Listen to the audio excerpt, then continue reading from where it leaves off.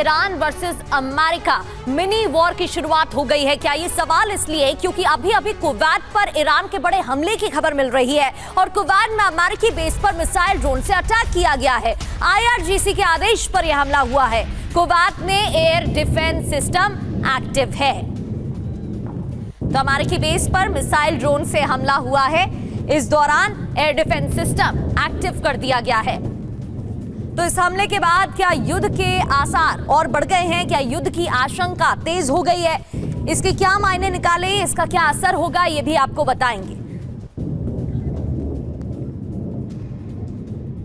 Iran का बारूदी प्रहार, दोपहर में कुवैत में हाहाकार। वो तस्वीरें भी आपको दिखाएंगे जहां कुवैत में हमले हुए हैं, लेकिन खबर क्या है?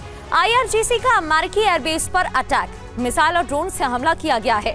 IRGC एरोस्पेस फोर्स की जवाबी कार्रवाई बताई जा रही है और कुवैत ने भी ईरान के हमले की पुष्टि की है। अब अचानक से हमला करने का क्या मतलब है? क्यों किया गया है यह हमला? अमेरिकी सेना ने सीरेक द्वीप पर हमला किया है, ईरानी कम्युनिकेशन टावर पर टारगेट किया है और ईरान ने कुवैती अमेरिकी बेस को निशाना बनाया है। एक और बड़ी खबर, इस्फहान में जोरदार धमाके की जानकारी है। तेहरान के आसमान में जेट की आवाज सुनी गई है। बंदर अब्बास में भी धमाके की आवाज सुनी गई है।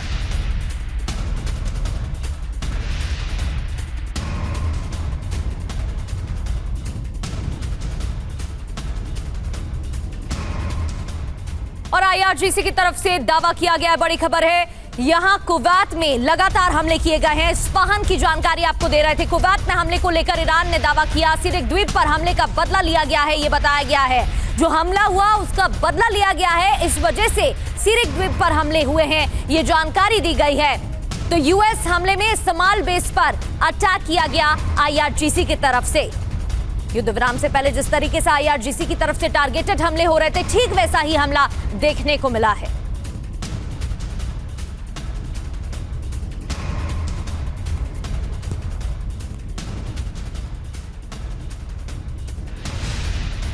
और तस्नीम न्यूज एजेंसी ने एक बड़ा दावा किया है। क्या दावा किया गया है ये भी आपको बताते हैं। दरअसल धमाके से घबराने की जरूरत नहीं है, ये IRGC की तरफ से कहा गया। अगले 72 घंटे तक ऐसी आवाजें आएंगी, यानी कि ये स्पष्ट किया गया है कि इसी तरीके से और हमले हो सकते हैं।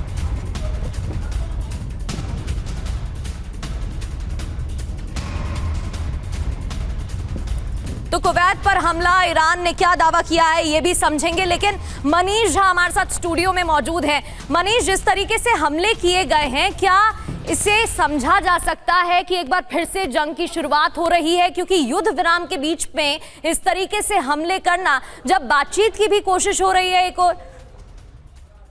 बिल्कुल, देखिए इस वक्त हालत ये है कि ईरान की तरफ से कुवैत में दोबारा से अटैक किए गए और कुवैत के एयर स्पेस में ईरान के मिसाइल आए, ईरान के ड्रोन्स आए और कुवैत की आर्मी ने आधिकारिक बयान देकर इस बात की पुष्टि की है कि ये मिसाइल और ड्रोन को रोकने के लिए कुवैत की तरफ से एयर डिफेंस सिस्टम को इंगेज किया गया है।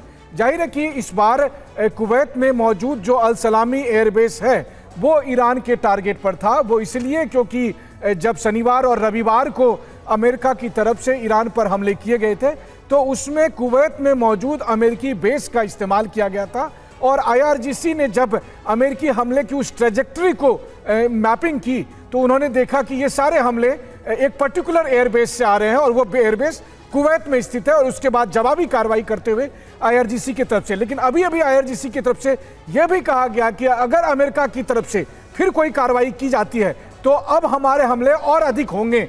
तो कुल मिलाकर देखा जाए तो भले ही ये लगभग 55 दिन से सीज फायर चल रहा है, नेगोशिएशन चल रही है, लेकिन इस बीच में अमेरिका और ईरान के बीच में जो ये युद्ध है वो भी चल रहा है। बस पहले ये अगर सिंगल शॉट होता था तो अब मल्टीपल लेवल ऑफ जो फायर एक्सचेंज हो रहे हैं, मल्टीपल लेवल ऑफ इंगेजमेंट हो रहे हैं, जिसको आप कह सकते हैं कि मिनी वॉर चल रहा है।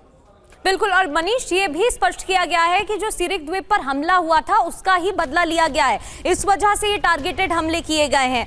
और जिस तरीके से ये हमले किए गए हैं, अब क्या अमेरिका की तरफ से भी कोई बड़ा कदम उठाया जा सकता है आने वाले समय में? देखिए IRGC के मुताबिक हमले की शुरुआत अमेरिका ने इस मायने में की कि उन्होंने हॉर्मुज स्ट्रीट के पास सीरीज द्वीप में ईरान के कम्युनिकेशन टावर थे उसको खत्म किया। हालांकि उसके बाबत अमेरिकी सेंट्रल कमांड ने बयान में ये कहा है कि हमने हॉर्मुज कमांड सेंटर